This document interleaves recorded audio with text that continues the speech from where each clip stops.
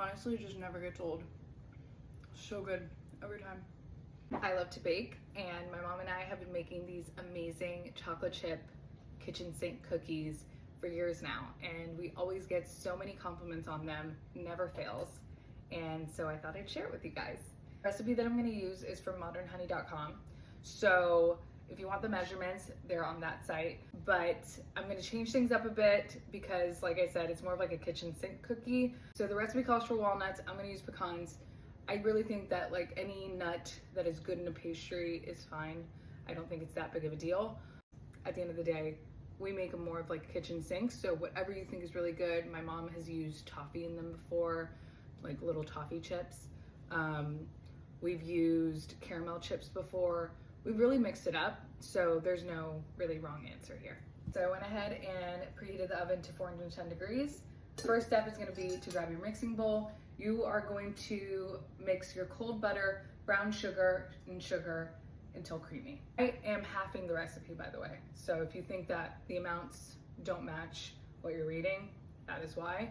I can't be trusted with that many treats in my house. I just have a horrible sweet tooth, so that's why I'm doing that. There has not been a single time where I have given this to somebody, these cookies, and it has not been just like an absolute hit. And they're such a good gift because they're massive cookies. Not as massive. If you've ever had the Levain Bakery chocolate chip cookie, it's a very famous cookie. And if you haven't been, you need to go. You know, weirdly enough, actually, I don't think I ever went when I was in New York, which is like so crazy because my mom and I were just like obsessed with Levain. And then I ended up moving to New York and I don't think I went there one time. However, I did tell everybody else to go. So the original recipe calls for 1 cup of brown sugar and a 1/2 cup of regular sugar. So again, I'm halving the recipe. Cold butter, brown sugar, regular sugar in, and now we're gonna mix. So the recipe says mix for about 4 minutes or until creamy. I'm just gonna kind of eyeball it and then I'll show you guys what it's supposed to look like. And I'll be back.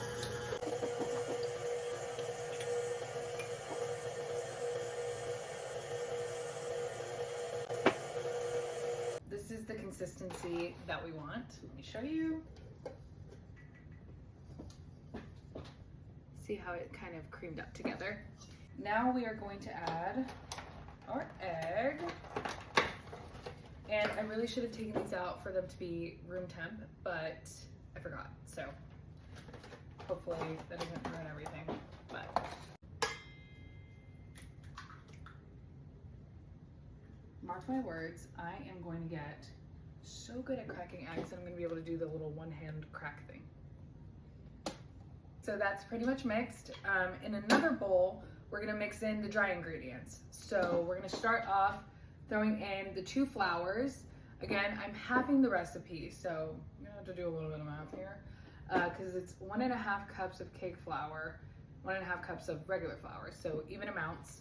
And then the cornstarch, baking soda, salt. We'll mix these all together, and then we're gonna add this to our mixture. So it's gonna be 3/4 cup of regular flour.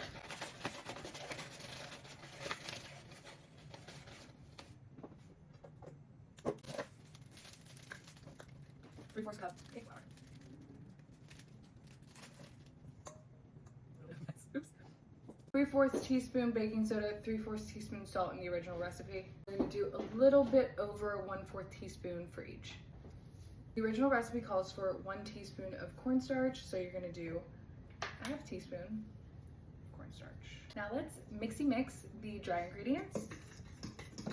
All right, and now we're gonna slowly add this in to the mix while it's mixing. Mix, mix, mix. You guys, it's looking really good. I'm gonna give it one more mix. I'm gonna scrape the sides, give it another mix, and then you don't wanna overmix it. So once it starts coming together and really looking like a true cookie dough, go ahead and stop the process so that you can add in your chocolate chips and your pretzels or whatever you want. You guys, dough came together beautifully. Look at that cookie dough. Let's give it a little taste. I know, you're not supposed to have cookie dough, whatever. delicious. Now we're gonna add in all the fixins. I'm gonna go with these dark chocolate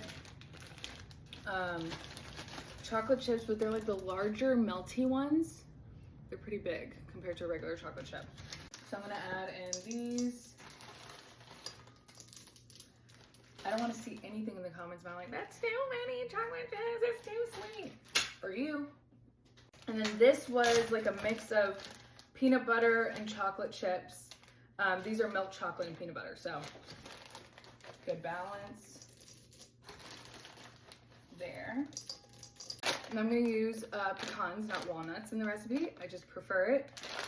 And these are actually local. So they're Georgia pecans from Vienna, Georgia. The brand is We're Nuts. So hopefully they're delicious. I bet they will be. I got them from my friend at work, so I'm excited to use them. Take a big spoon. They don't need to be pulverized. If you want to think about that one person that cut you off in traffic, this is a good time. You're not gonna believe this, guys. I don't have any pretzels. But you would do the same thing with the pretzels. I can't believe this. I thought I had everything for the recipe. Hey, it's okay, we're gonna improvise. My mom does not like to add cinnamon to the dough. I love the cinnamon in the dough. And I think that it makes a difference. So we're gonna do that. Look at our gorgeous dough. So for this part where we're measuring out each cookie so that they're about the same size, I recommend getting 2 spoons so that you don't get your hands all crazy and messy, because the heat from your hands is going to make the dough more melty. Just scoop some cookie dough with the big spoon, kind of shape it, and then scrape it off with the little spoon. Cookies are in, kitchen is clean. Now we just wait. Ooh, cheers. They're ready. So this is what your cookies should look like. They almost look like a little bit undercooked, but that's normal. That's what they should look like. They're gonna be a little bit crispy on the outside, and then inside it's gonna be like ooey gooey, just deliciousness. I'm gonna set them on the cooling rack to cool for a little bit, and then I'll be back so you guys can see. So the cookies have cooled, not all the way because I'm impatient, but I went ahead and grabbed this little guy right here. Look at that, perfect. And this is what it looks like. Ah! Now, for the ultimate test, is it good?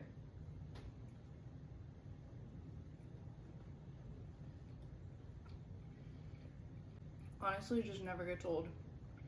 So good every time.